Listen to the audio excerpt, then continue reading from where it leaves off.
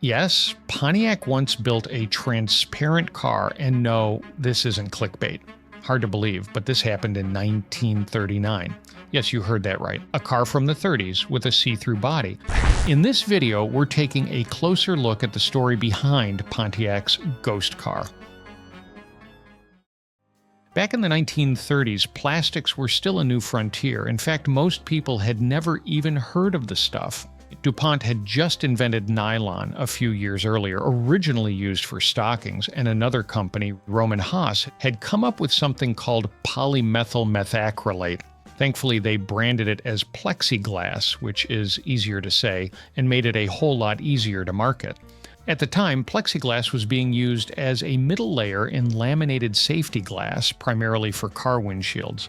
But just like that, someone at Roman Haas realized the material was sturdy and clear enough to build something entirely new. An entire body for a car, made of this shiny, transparent acrylic. Fast forward to General Motors and their decision to take this material to the World's Fair in 1939.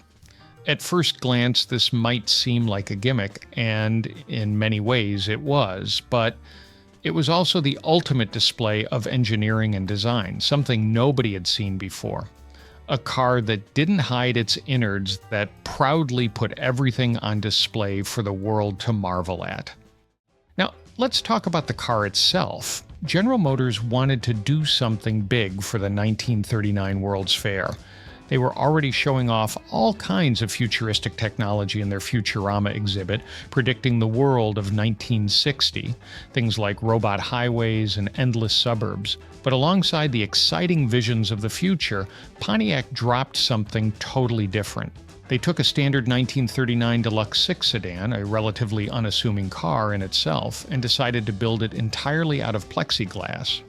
The frame and all visible parts were made of clear plastic, giving the car an almost ghostly appearance. You could look right through the entire car and see the inner workings, the engine, the transmission, even the axles.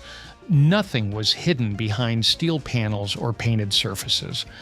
But this wasn't some toy. No, this was a fully functional, drivable car. Pontiac even took the Ghost Car on a tour of various dealerships, turning each one into a must-see event.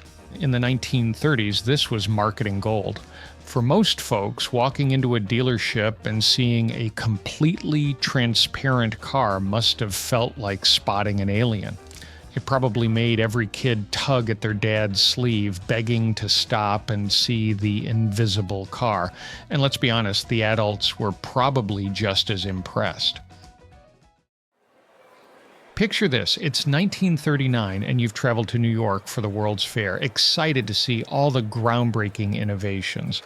As you explore, you come across a car that's unlike anything you've ever seen. Pontiac has pulled out all the stops for its marketing campaign, and there, in the spotlight, is the Ghost Car. Every detail on full display for everyone to see.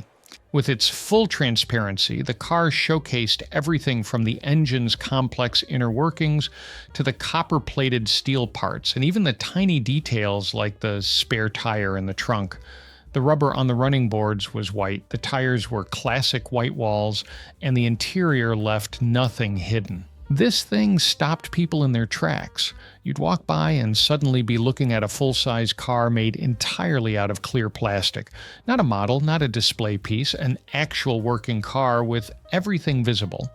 Built by Pontiac and shown at the 1939 World's Fair, it turned a lot of heads, mostly because no one had ever seen anything like it before. The team at General Motors, people like George Elwell, set out to do more than just put on a show for the crowd. They wanted people to see how a car was put together. Back then, most people just drove their car and never thought twice about what was under the surface. This flipped that idea around. The Ghost Car laid it all bare, and that alone made it one of the most talked about exhibits at the fair. It was a mix of engineering and show business, and for a lot of people, it was the first time they realized a car isn't just a box that goes forward when you press the pedal. It's a chaotic mess of metal, wires, and moving parts somehow working together without bursting into flames. Now let's talk about how this thing was built. The process was a mix of cutting-edge chemistry and expert craftsmanship. First off, plexiglass wasn't as easy to work with as sheet metal. It was a lot more delicate, and any mistake meant the whole piece could crack or shatter. The engineers at General Motors and Roman Haas had to figure out how to mold the acrylic into the complex shapes of a car's body panels.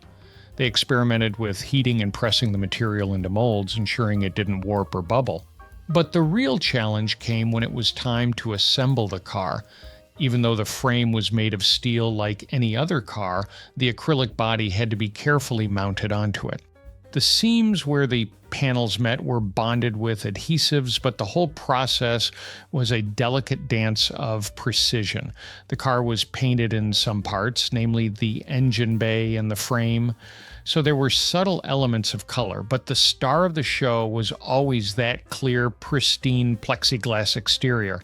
After its time at the World's Fair, the Pontiac Ghost Car didn't fade into obscurity. It was loaned out to the Smithsonian Institution in Washington, D.C., where it stayed for a while, but when it was eventually auctioned off in the 1970s, it was passed between collectors. Some did restoration work on it, while others just kept it in storage, preserving it in its original condition. But by the late 2000s, the Ghost Car had become a relic of a bygone era, something that felt almost too good to be real. The car was sold at auction in 2011 for over $300,000, which would be around $426,000 today.